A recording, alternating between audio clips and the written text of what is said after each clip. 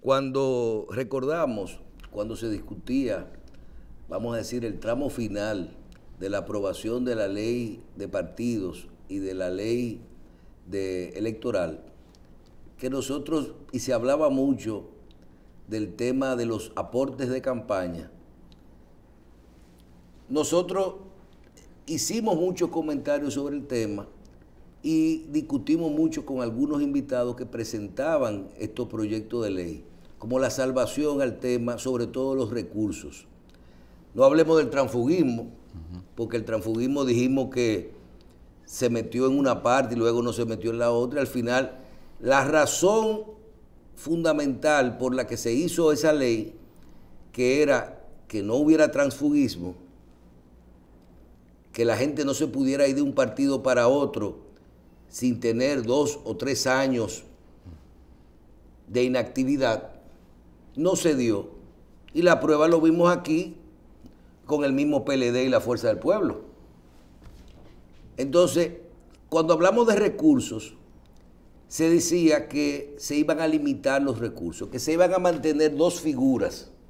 La figura de que los partidos iban a seguir recibiendo los fondos públicos que le otorga la Junta Central Electoral y los fondos de los aportes que ellos pueden conseguir con las diferentes actividades, desayunos, comidas, aportes, y los empresarios que aportan de forma regular y orgánica a esas campañas electorales.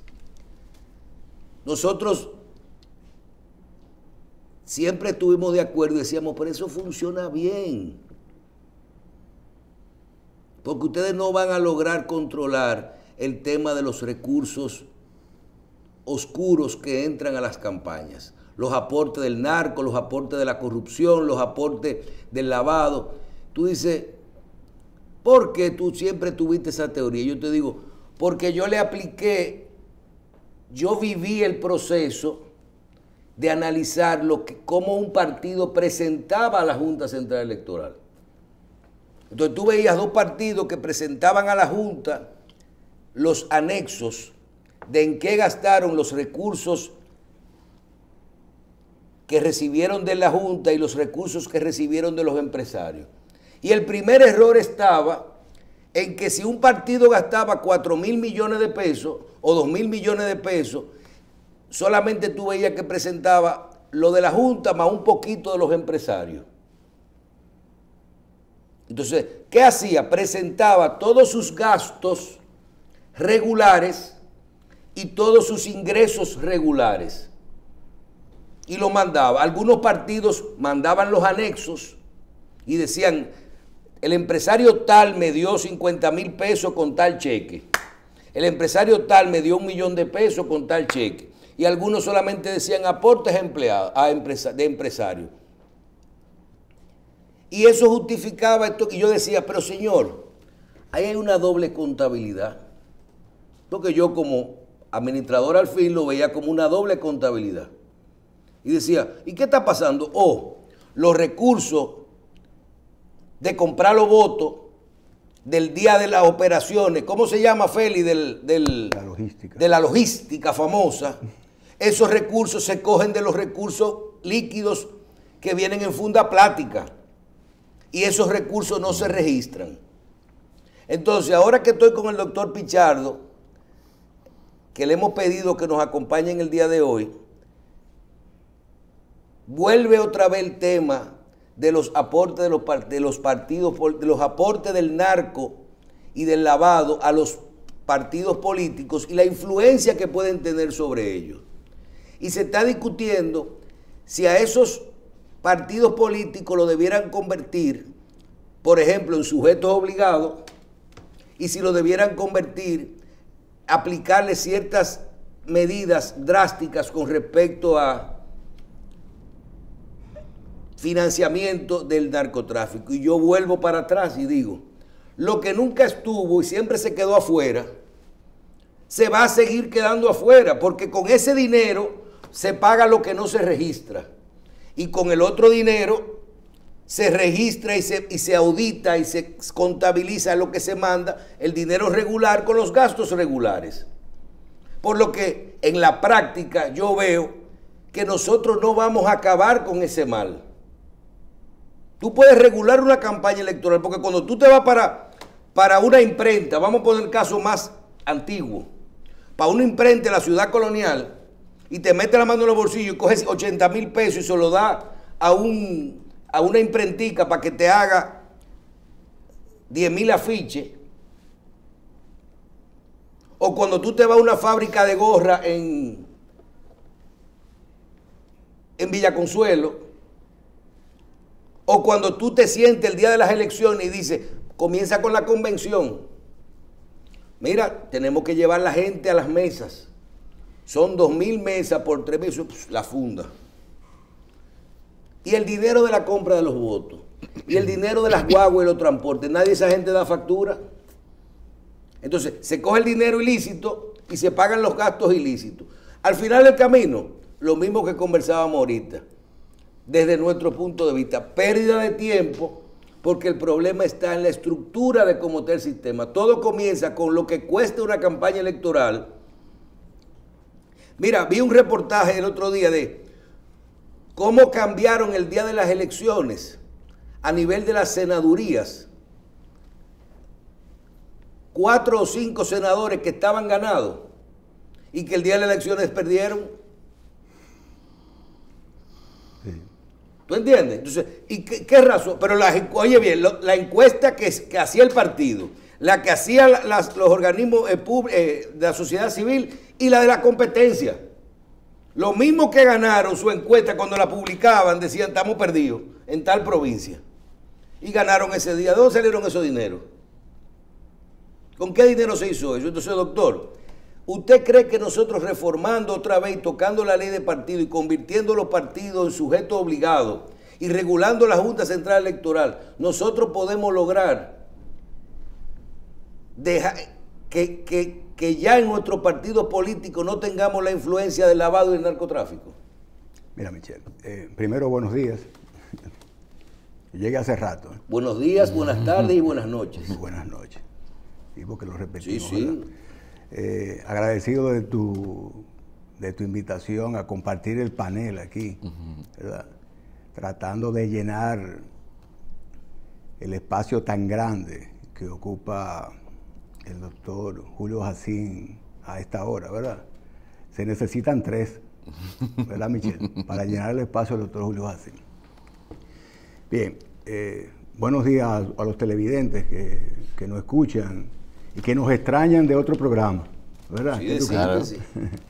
Mira, hace más o menos 1 año y medio, nosotros conversábamos con un distinguido profesor y es juez presidente de la Suprema Corte de Justicia, Jorge Subero Isa, en relación a una serie de legislaciones que estaban en la palestra. Y el magistrado Subero Isa, siempre será magistrado, el profesor, decía, aquí no hacen falta más leyes. Lo que hacen falta son los hombres que apliquen esas leyes. Aplicar las que tenemos. Michelle, los partidos políticos son sujetos obligados de la ley de lavado. En tanto reciben fondos públicos o privados y tienen que rendir cuenta por ello. Pero no se aplica la ley, simple y llanamente no se aplica. Tenemos una serie de legislaciones muertas. Mientras tú ibas hablando, yo iba pensando en una figura para que el pueblo llano entienda más o menos lo que pasa en República Dominicana. República Dominicana es un país de 48,000 kilómetros cuadrados que tiene 200 legisladores, ¿verdad? Entre senadores y diputados. 200 y pico, no sé cuánto. Como 110 y pico. Bueno, todas esas personas necesitan ocupar su tiempo en algo y todos los días inventan una legislación. La figura que se me estaba ocurriendo de escena era la de un niño sin bañar, enfermo, ¿verdad? Sin educación, pero al cual usted le pone una ropa nueva. Usted está poniéndole ropa nueva a un niño que usted no ha Y bañado, desnutrido. al niño que usted no ha alimentado ni lo ha educado. Entonces, pero sí tiene una ropa nuevecita. Tenemos una serie de legislaciones que deben funcionar, ¿verdad? Que deben funcionar, pero es vox populis que todos los partidos políticos reciben fondos irregulares de empresarios, fondos irregulares, obviamente, y del producto del crimen, del narcotráfico, de otros crímenes, por ejemplo, de la corrupción. Sin embargo, todo el mundo lo sabe, menos quienes tienen que aplicar una ley que tiene sanciones de tipo penal para los partidos y sus dirigentes que no hagan un reporte adecuado de rendición de cuentas de esos activos. ¿O es un secreto lo que tú estás diciendo? O sea, tú hiciste una investigación profunda de que el día de las elecciones se sale con una funda de efectivo a repartir dinero para comprar votos. Del dinero que no está Y registrado. resulta que tenemos legisladores que han sido elegidos con dinero del narcotráfico. Pero tenemos algo peor. Es que tenemos narcotraficantes elegidos legisladores. Peor todavía. Narcotraficantes elegidos legisladores. Gente que en este momento está señalada y gente que en el rumor público, la mayoría de la gente sabe que está vinculado al narcotráfico y otros crímenes, Sí, y pero están en el Congreso. Mira lo que dice Félix de Sena, y eso hay que escucharlo. No es verdad que tampoco se desconocía de dónde vienen esas fortunas en los pueblos. Pero claro que no. O sea, mira, ¿tú Michel, crees que aquí todo el mundo no sabe en un pueblo quién es quién? ¿Y de dónde viene? Mira, En Micha y él aprendía. yo voy a plantear algo que es extraño, que es un troglodismo de mi parte, por lo menos en términos perceptivos, plantearlo por televisión. Yo no estoy de acuerdo con la extradición. Yo no estoy de acuerdo con la extradición. Que un abogado de mi formación, una formación promedio, pero de mi formación, en el año 2021 diga que no está de acuerdo con la extradición, eso es una mala palabra, eso es una blasfemia. No, yo no estoy de acuerdo con la extradición. Y le voy a decir por qué.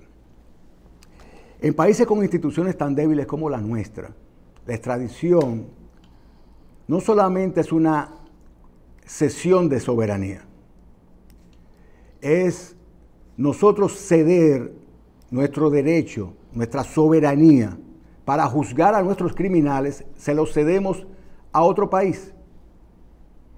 Usted dirá, como respuesta normal, bueno, pero si en su país, si en República Dominicana los narcotraficantes no solamente aportan a la campaña de políticos, pero no congresistas, a campañas presidenciales, a campañas congresuales, a campañas municipales, en todos los sectores. Sino que además son legisladores ahora. Y tú no lo persigues, entonces por lo menos tú debes estar de acuerdo que los Estados Unidos de Norteamérica, Canadá, Francia, pero normalmente los Estados Unidos, que son los que son afectados, el país principalmente afectado por el tráfico internacional de drogas, utilizando como puente República Dominicana, óyame, que venga acá a través de una agencia que se llama la DEA, aprese a los criminales que nosotros no somos capaces de apresar, los soliciten extradición y se los lleve para Estados Unidos. Esa es la respuesta lógica. Y es correctísimo. Ahora, ¿cuál es la consecuencia en estas sociedades tan débiles de extraditar a un narcotraficante, sobre todo un individuo que ha hecho aportes a campañas políticas, ha hecho aportes a jerarcas militares y policiales, ha hecho aportes a campañas presidenciales? Bueno, que ese individuo va a Estados Unidos, es apresado, juzgado y llega a un acuerdo y termina diciendo en Estados Unidos al candidato presidencial que le dio el dinero, al jerarca militar que le dio el dinero del narcotráfico y al legislador que le dio el dinero del narcotráfico y al empresario también.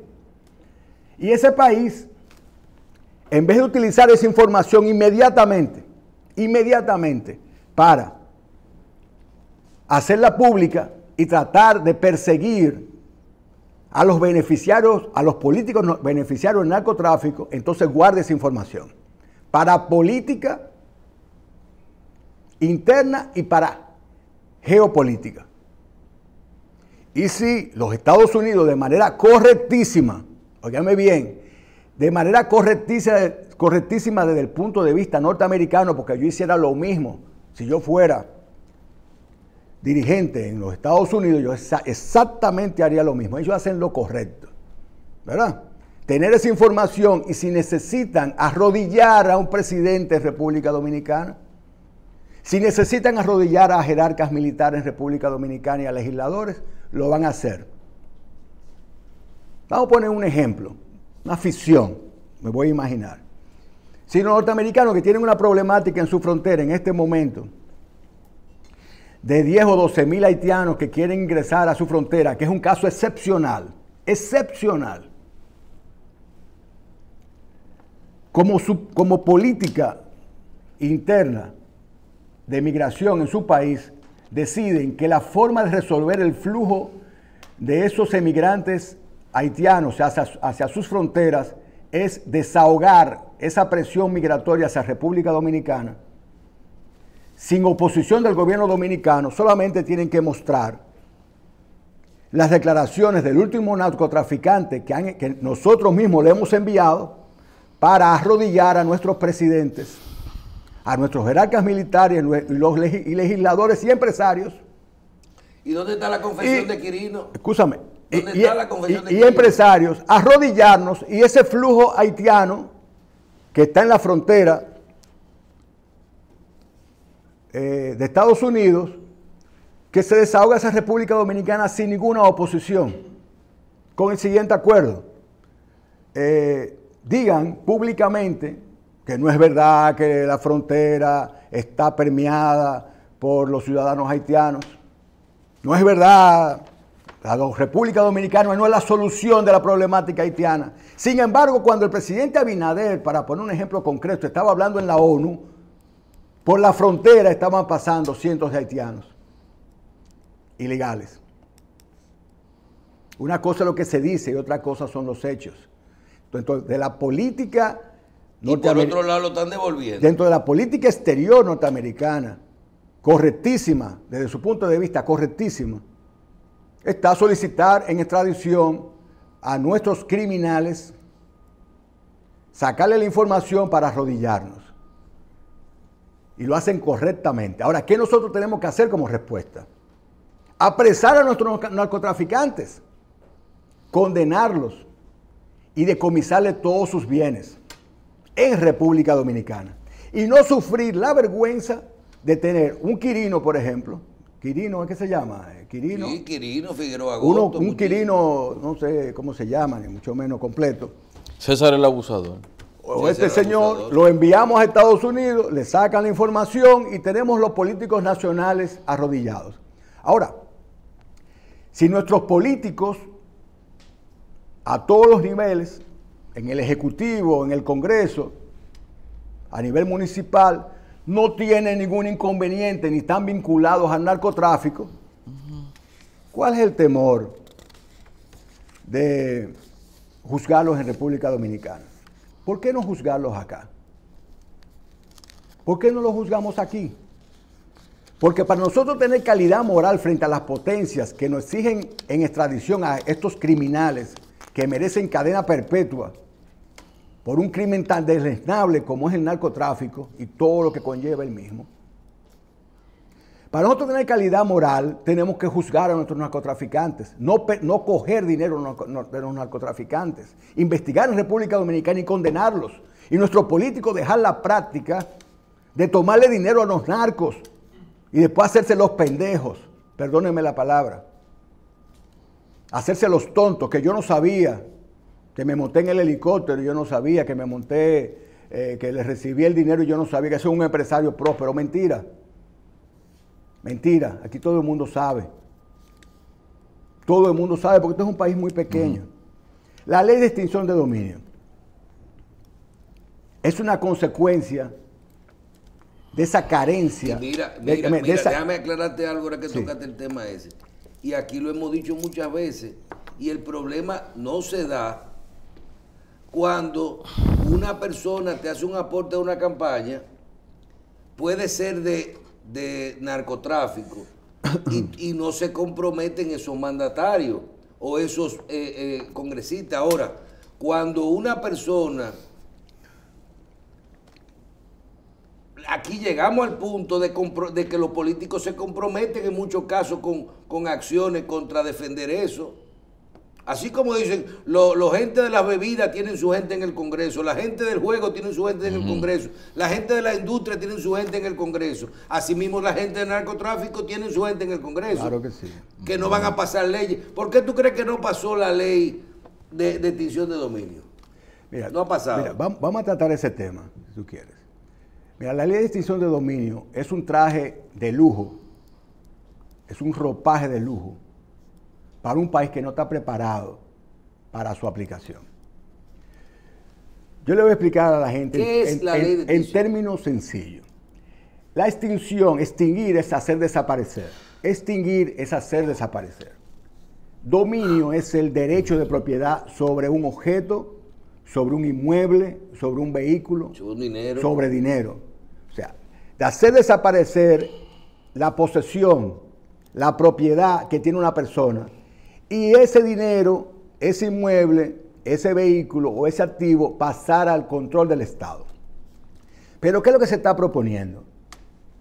Que exista un procedimiento de naturaleza civil, mediante el cual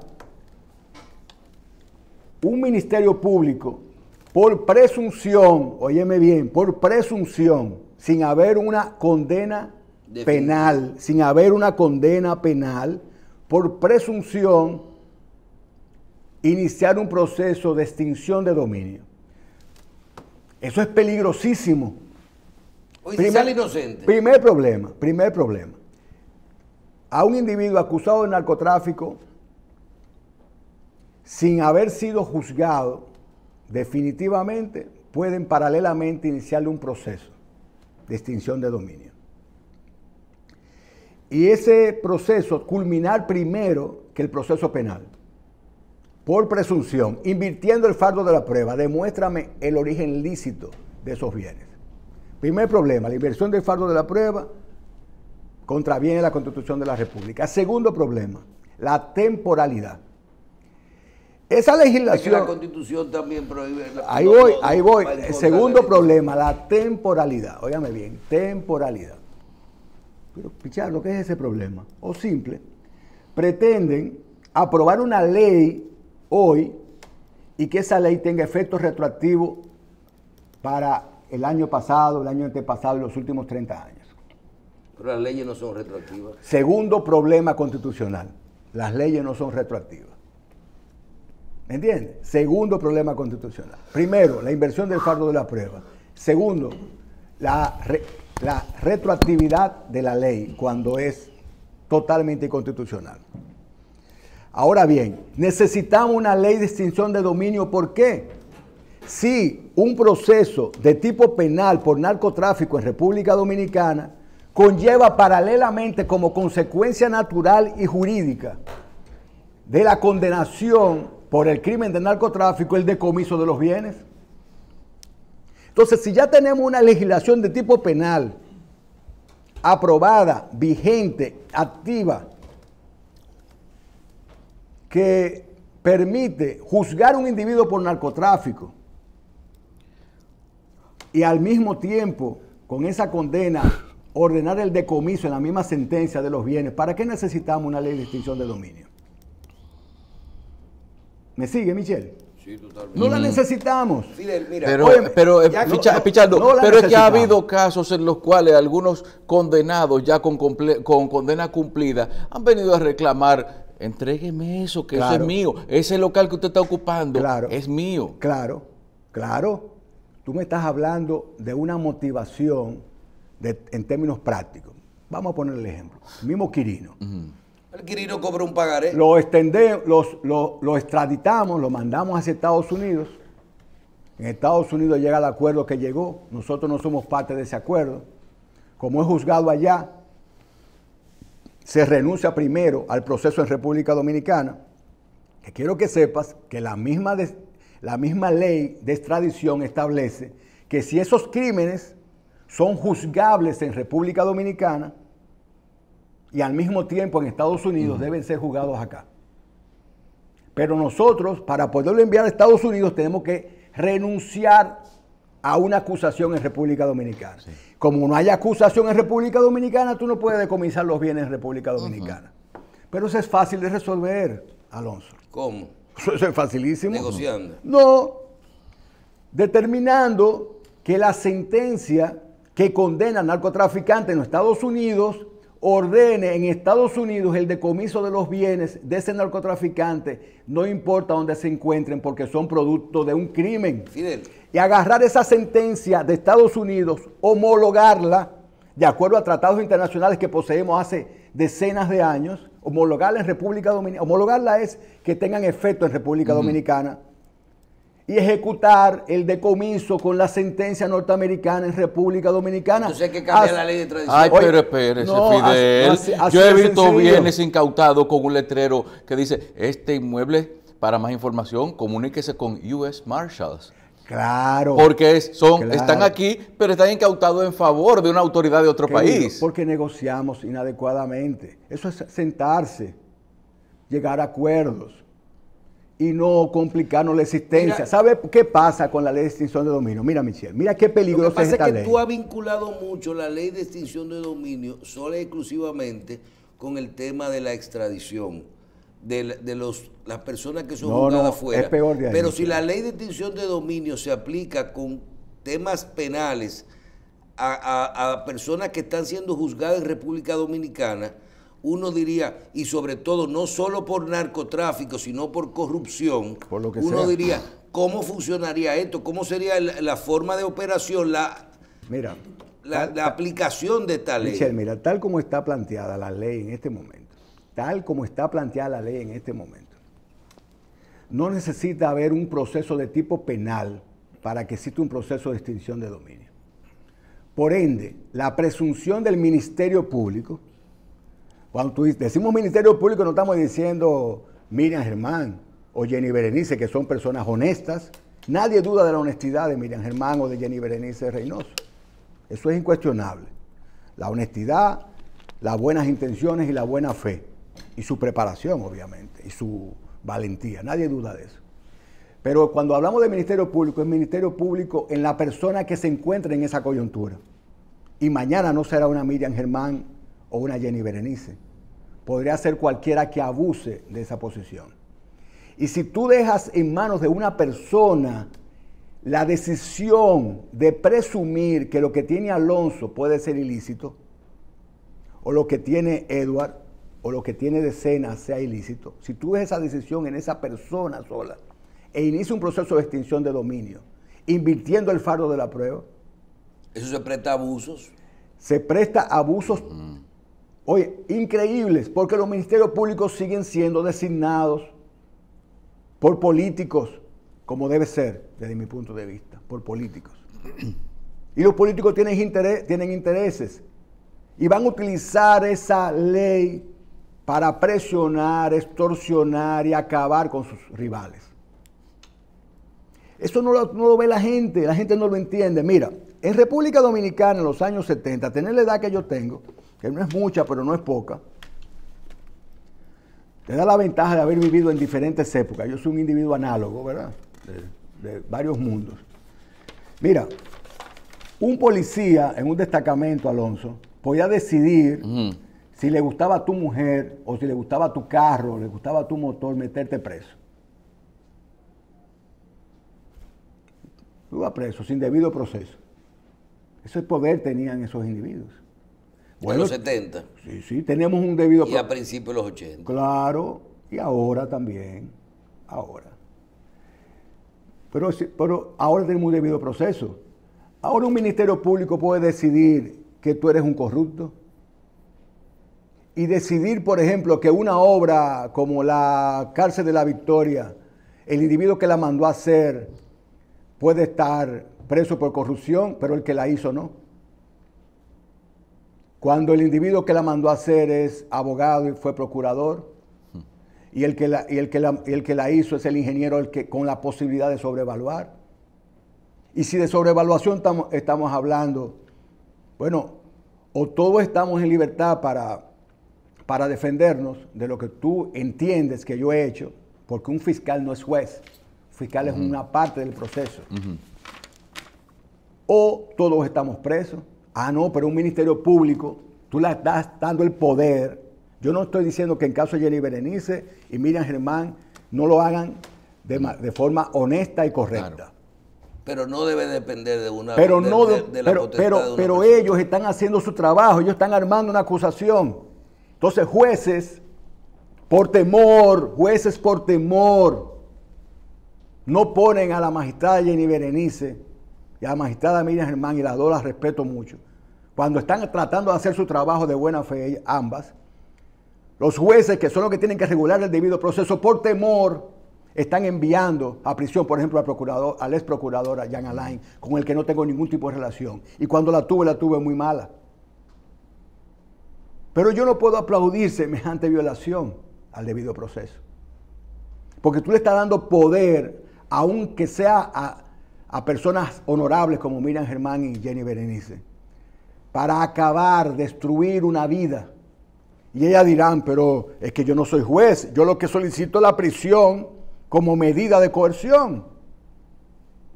Y son los jueces que tienen que decidir determinar una fianza, una presentación periódica o simple y llanamente dejarlo en libertad. Eso no es culpa mía. Y tienen razón. Pasa que los jueces son los que están fallando. No fallando dictando sentencia. Están fallando por temor o por intereses. Algunos de ellos a cambio de ascensos, o a cambio de aplausos, o a cambio de likes en las redes sociales. Y esa es la peor de las corrupciones. Cuando un juez, por temor al que dirán, endosa y legitima abusos. ¿Entiendes? Entonces, la ley de extinción de dominio le está dando más poder al Ministerio Público, no a Miriam Germán ni a Jenny Berenice. Porque a quien esté ahí. Que posiblemente no sean personas con la interés que tiene Miriam Germán incuestionable y la misma Jenny Berenice. Bien. Y van a decidir mañana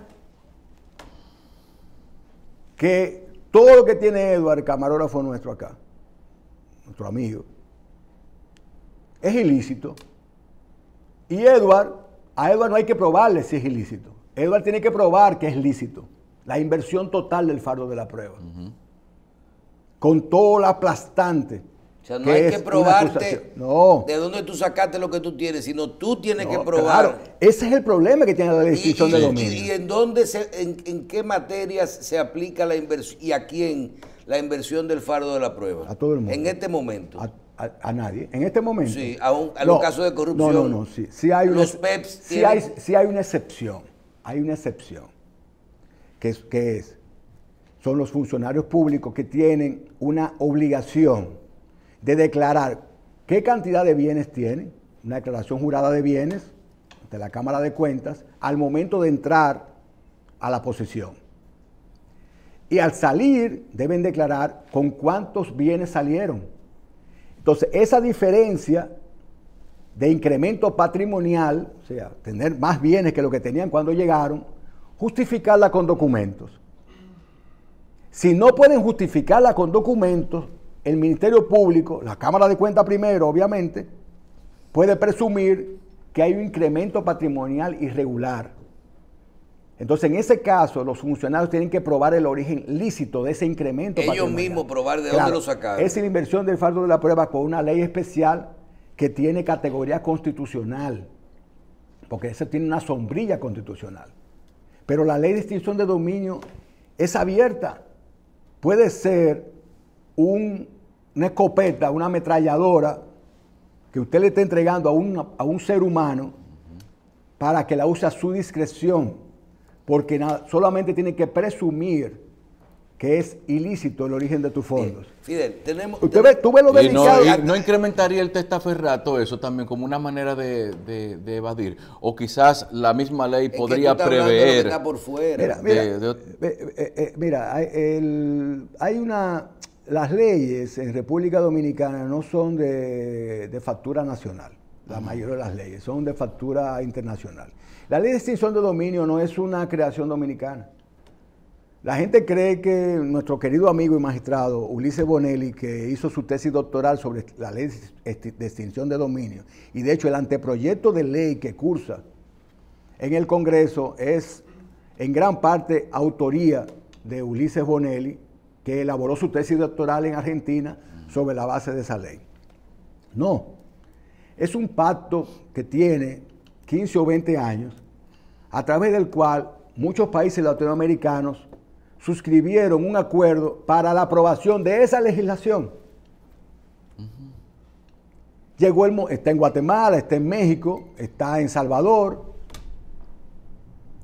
no en Estados Unidos exactamente. Mire qué paradoja, ¿eh? Ajá.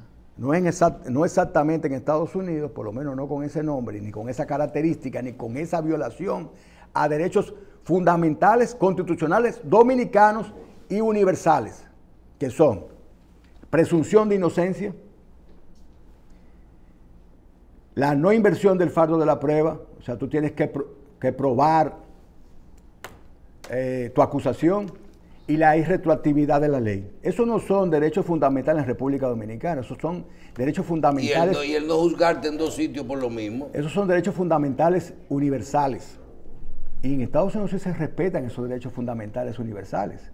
En Estados Unidos tú ves un individuo que acribilla 20 en una escuela y sale bajo fianza. O un narcotraficante que traficó miles de kilos de cocaína, siempre que sea norteamericano, y está libre bajo fianza. O un individuo acusado de violación de menores, bien, libre bajo fianza. Fidel, ¿me entiendes? Doctor. Pero en estos países donde hay debilidades institucionales, tú no te puedes permitir ese tipo de trajes, porque son el caldo de cultivo de abusos. Primero tenemos que resolver la aplicación de las legislaciones que tenemos actualmente. Nosotros no hemos sido capaces de aplicar la legislación electoral que sanciona el financiamiento irregular de partidos. ¿Por qué? Porque quienes tienen que aplicar esas legislaciones son elegidos por los mismos políticos. Con lo que yo estoy de acuerdo, que sean los políticos que elijan a los jueces. Porque los únicos que tienen la legitimidad del pueblo son los políticos que son elegidos, presidentes, senadores, diputados. Son elegidos por el pueblo y el pueblo delega en esos políticos elegidos por la voluntad popular del pueblo, delega la elección de jueces, pero no de sus jueces, de jueces que después que están elegidos por una legislación de inamovilidad que poseen y de estabilidad laboral, tanto los jueces como los fiscales, no se deben a los políticos que lo eligen.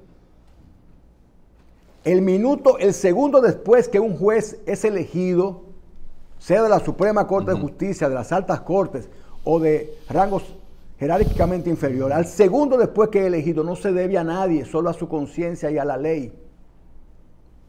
¿Me entiendes? Sí, sin embargo, no están cumpliendo con su rol. Pero disculpa, Fidel, sí. Disculpa, Michelle, también, que hablabas de la dificultad para hacer cumplir, cómo tenemos esa ropa nueva que le ponemos al muchachito desnutrido, claro, como en alusión a las leyes que tenemos y no se cumplen. ¿Qué es lo que no permite que se cumplan las leyes en este país? ¿Es la imposibilidad o lo defectuoso del sistema para hacerlas cumplir, o es la voluntad de personas que se oponen a su cumplimiento? Ambos golpes a la vez. Mira, no tenemos una policía adecuada para decir usted no puede hacer eso porque es ilegal, ni tenemos un ministerio público que conozca las leyes también como para impedir que se hagan ciertas cosas. Mira, Alonso y queridos televidentes, la calidad moral es una cascada que no va contra la gravedad. La cascada es de arriba hacia abajo. Para que subalternos policías, para que subalternos guardias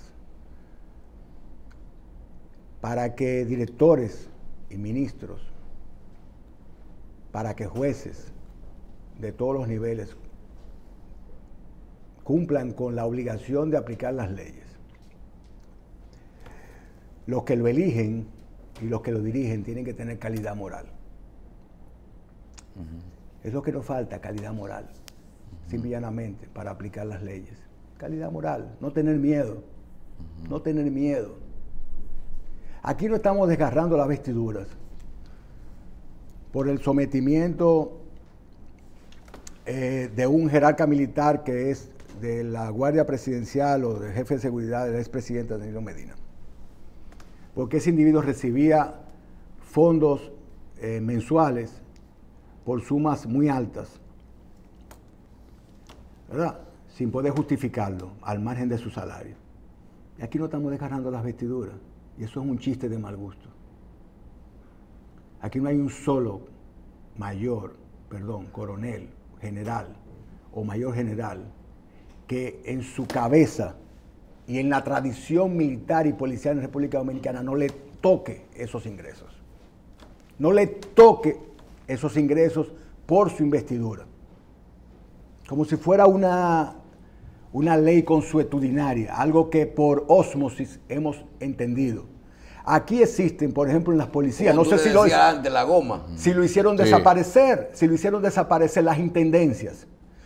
Las intendencias, no sé si desapareció, que yo no soy experto en eso y no estoy todos los días pensando en eso, pero las intendencias son designadas... En cada posición alta de los militares y policías tiene un... Claro, por 6 meses. ¿Sabe por qué por 6 meses? Sí. Para que le toque a otro, porque en esos 6 meses usted tiene que hacerse rico.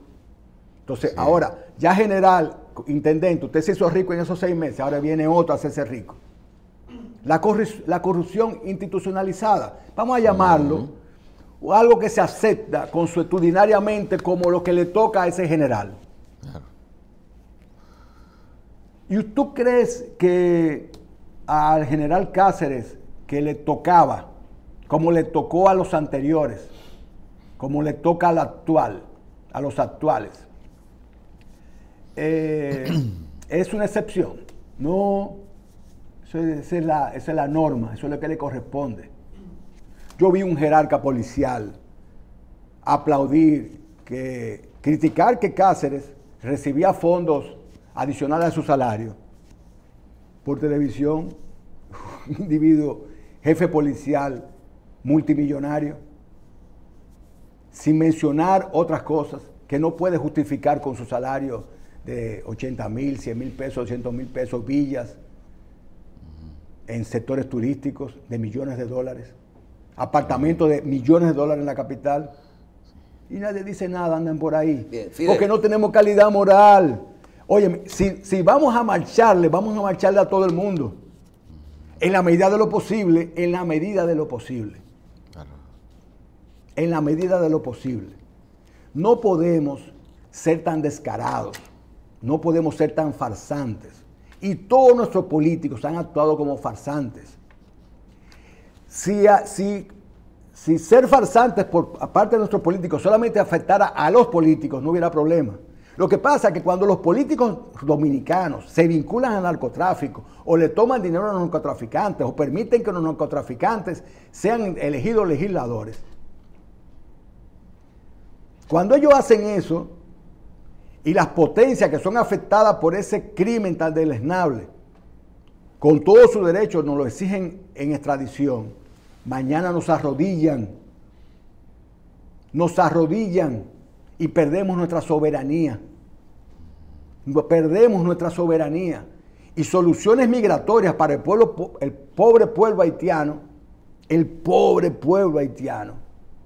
la van a resolver con República Dominicana, extorsionando, óigame la palabra, extorsionando a nuestros políticos, enseñándoles el expediente. Mira aquí lo que dijo Gutiérrez, mira aquí lo que dijo López, mira aquí lo que dijo Quirino, mira aquí lo que dijo, ¿cómo se llama? Figueroa. Que es el abusador.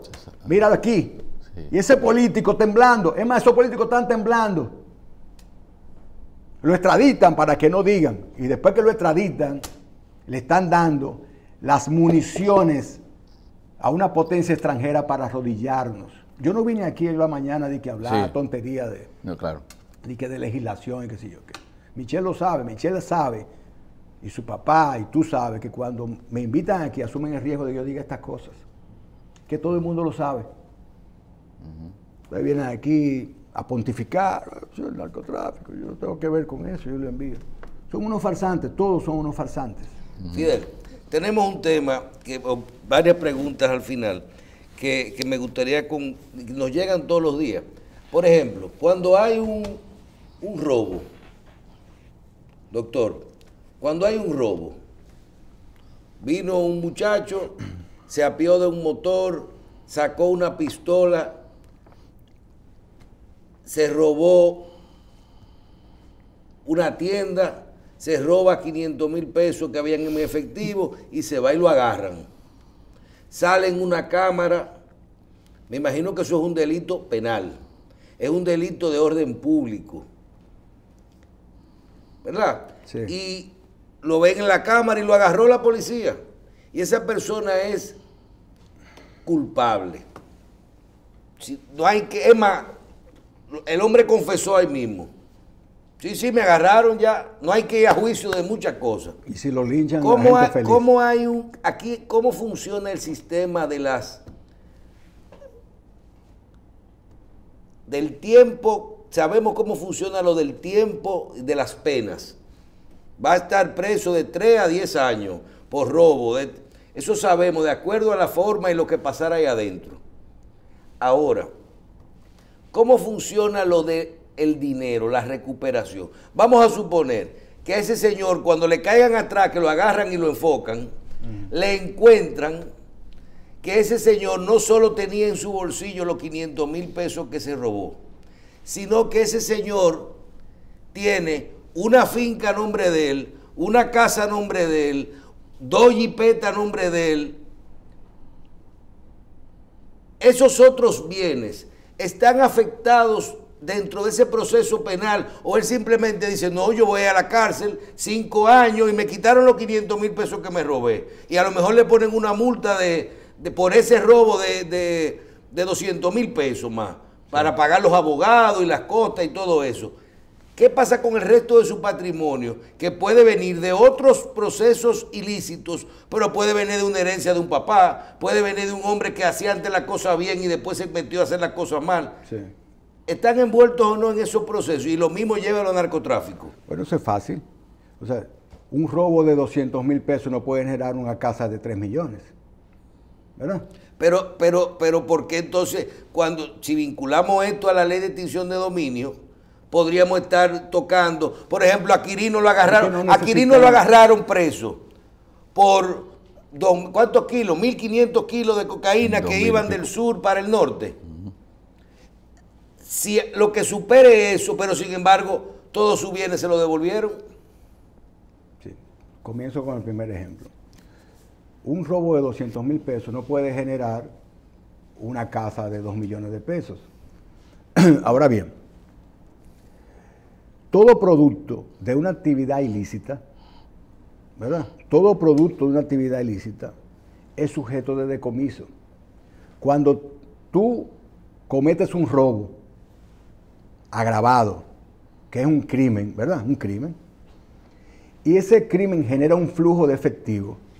Y tú con ese flujo de efectivo compras un bien inmueble o un vehículo. Eso es un tipo penal, consecuencia del primero, que se llama lavado de activos, que es tratar de legitimar, transformar, transferir, legitimar o poner a nombre de una tercera persona o depositar en un banco dineros producto de un crimen, de una actividad ilícita criminal, ¿verdad? Entonces ese tipo penal tiene como consecuencia el decomiso de los bienes con legislaciones actuales, con una legislación actual, sin necesidad de extinción de dominio. Bien. De hecho, la consecuencia del decomiso es la extinción del dominio. Claro. Genera una extinción de dominio porque la sentencia que ordena el decomiso de los bienes productos del narcotráfico, de una actividad, de un crimen, que es un delito previo de la precedente de la ley de lavado de activos, tiene como consecuencia el decomiso. Ese decomiso es en beneficio del Estado Dominicano y se reparte de acuerdo a lo que establece la misma ley de lavado. No hay más que discutir. Otra pregunta. Nosotros hicimos un planteamiento en el día de ayer o antes de ayer y decíamos que con el tema de las pruebas. Usted recuerda cuando nosotros hacíamos los programas síntesis con Andrés Terrero, que muchas veces decíamos lo difícil de probar la corrupción. Difícil de probar la corrupción. Y esta semana nosotros hicimos un comentario que dijimos, ya pasó más de un año de gobierno del PRM, ¿verdad? Sí. Y yo le quiero preguntar este ejemplo, doctora, a ver si usted lo entiende. El hecho de que haya procesos legales que no han comenzado, y usted mencionó una práctica que tiene que ver con los militares. Yo me voy a algo más simple, supuestas irregularidades en diferentes instituciones, sobre todo procesos de compra o procesos de sobrevaluación de obras o precio, ¿verdad? El hecho de que durante este año de gobierno, uno tiene una procuradora que dijo que hay 600 casos que no han abierto, ¿verdad? Que están, el hecho, ya pasó un año y pico, y se ha gobernado, y se ha hecho lo posible. El hecho de que se haya hecho los procesos iguales, un proceso de compra anterior a un proceso de compra de este gobierno, al mismo precio o superior en este gobierno que el pasado, y a los mismos suplidores y en la misma forma, tumba no cualquier posibilidad de hacer de llamar a un exfuncionario y llevarlo a la justicia, porque eso sabemos que se hace con un expediente, esté completo o no, pero tumbaría en un juicio de fondo esa ejecutoria de ahora, las pruebas del proceso anterior, o lo vincula y lo hace también cómplice de un proceso mal hecho. Tú lo que estás queriendo decir es que si los precios que se utilizaron... Yo le voy a preguntar algo. Usted mencionó a Miriam Germán, aquí se dijo, y mencionó la cárcel de la Victoria, que en este gobierno, con este procurador, se continuaron las obras de esa cárcel y se le pagaron. No solamente se continuaron, sino se le reconocieron adicionales. Precios adicionales. Entonces, ¿de qué sobrevaluación tú vas a acusar a Jean Alain si tú reconociste ese contrato y lo seguiste pagando y aparte pagaste los adicionales? Aplica eso a todo. Ahí hay un problema. Eso reconoce el proceso de compra y contrataciones. Mira, Michelle, si había sobrevaluación... Espérate, y una mujer como Miriam Germán, claro, porque estamos hablando de... Ahí no se cuestiona la honestidad. No. Estamos hablando de que ese proceso se multiplique a todas las instituciones y tumbe los procesos. Yo no puedo negar mi relación de amistad con la magistrada Miriam Germán, que fue mi profesora hace más de 30 años, no quiero decir ni cuánto, porque ella es una mujer que se mantiene rozagante como el primer día. Yo la considero una mujer no solamente íntegra, sino una hermosa persona. Y es mi amiga, todo el mundo lo sabe, porque yo públicamente lo he dicho y en privado obviamente todo el mundo lo sabe. Y la respeto y es un lujo. Y con nosotros el programa duró meses hablando de la situación de ella cuando quería estar en la Suprema Corte de Justicia, que usted la planteó como la persona más idónea para eso, o la planteamos en ese momento, y luego del problema en el Palacio con Jean Alain. Yo dije más. Yo creo que nadie más la defendió que aquí. Yo dije más. Yo dije que si nosotros pretendíamos construir una sociedad para el futuro, uno de los ladrillos que teníamos que poner en la simiente, en la zapata, era una persona como Miriam Germán. Y lo reitero. El tema es el siguiente. Tú lo que estás planteando es, si no había si la acusación es, algunas acusaciones son de sobrevaluación de precios. O de proceso. Y resulta que en este momento se está comprando al mismo precio o mayor. Y al mismo suplidor. Que lo anterior. yo te diría que, bueno, que eso no es culpa a nadie. Eso no es culpa a nadie.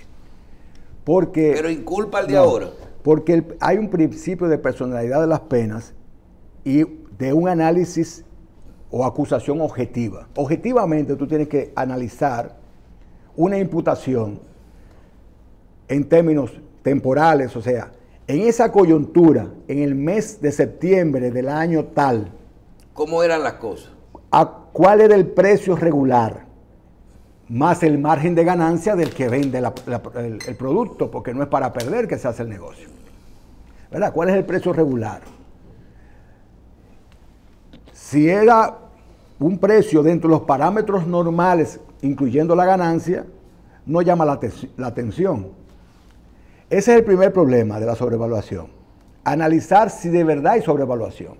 El segundo tema, Michelle y Alonso, es el siguiente. Bueno, el Estado terminó comprando a un precio mayor que el regular. Pero ese individuo que vendió a un precio, ese comerciante que vendió un precio mayor que lo regular, no dio un centavo al funcionario para que le comprara. Hizo un mejor negocio. No lo sobornó para que comprara. No hubo intercambio de favores. No hubo una colusión entre el funcionario y el empresario para ganarse un sobreprecio y repartírselo en efectivo entre ellos. No hubo una comisión irregular, que es el móvil del crimen. O sea, la intención delictual de una sobrevaluación no puede ser que el comerciante quería ganarse mucho dinero, porque esa es la labor del comerciante, ganar lo más posible. Es si en esa sobrevaluación o ese mayor precio al que accedió coyunturalmente el funcionario hubo un soborno o una repartición de dinero, o si ese funcionario violó la confianza que se le depositó en esa función pública para beneficiar a un tercero, familiar o no. Ese es el análisis que hay que hacer. ¿Me entiendes? Ahora, si en la actualidad los precios son los mismos, entonces hay que revisar si la metodología es la misma. El precio del suplidor. No, hay dos problemas. O no hubo corrupción antes, o hubo corrupción antes y hay corrupción ahora. O no hubo antes y no hubo ahora, porque se puede dar. Vamos de nuevo, te la barajo despacio. O hubo corrupción antes, o no hubo corrupción antes y no hay ahora, o hubo corrupción antes y hay corrupción ahora. Posiblemente sean un híbrido de ambas cosas, ambos golpes a la vez. Posiblemente. Pero para eso hay que tener no solamente el valor de decirlo, sino de probarlo. Yo te digo a ti que aquí los que conocemos los procesos de compra y contratación, y yo te digo a ti, hay una licitación que va a comprar. A mí la cosa que más se me parece a una subasta. ¿Tú has visto la subasta? Yo doy más. Uh-huh. Es una licitación en la parte económica. ¿Tú sabes cuál es el rol de un empresario, de un comerciante aquí? Cuando tú llevas una propuesta a una licitación, ganar lo más posible, lo más que tú puedas, en precios, en margen de beneficio, vender ese producto al Estado, por ejemplo, lo más caro que tú puedas, o al sector privado, pero quedar por debajo de los demás. Cuando usted logra eso,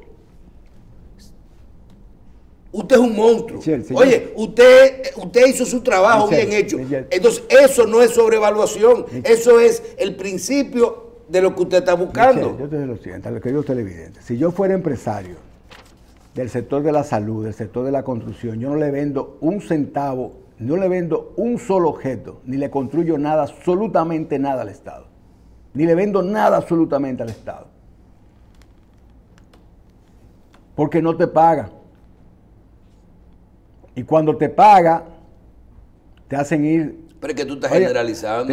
Tiene que dar 50 viajes. Tú estás generalizando. Y después que tú das 50 viajes, tú estás en disposición de recibir menos, pero que terminen de pagarte. O sea, y el costo financiero no existe para el Estado. Uh-huh. Tú coges el dinero, compras una mercancía, se la vendes al Estado con una mercancía en el extranjero, paga flete, paga impuestos, paga aduana. Es una inquietud que yo se tengo. lo venga al Estado y el Estado dura 4, 5, 6 meses para pagar. El Estado por eso tiene una escala de precio diferente. Pero el costo administrativo. Por eso el Estado, por eso es que un lapicero cuesta $1 en el Estado y 75 cheles en La Sirena. Eso es lo que tú tienes que ver, porque todo eso es complejo. Pero el Estado arranca descontándote un 5% cuando te hace un cheque. El Estado te paga los 30, 60, 90, 120 días. Si tienes suerte, ¿verdad?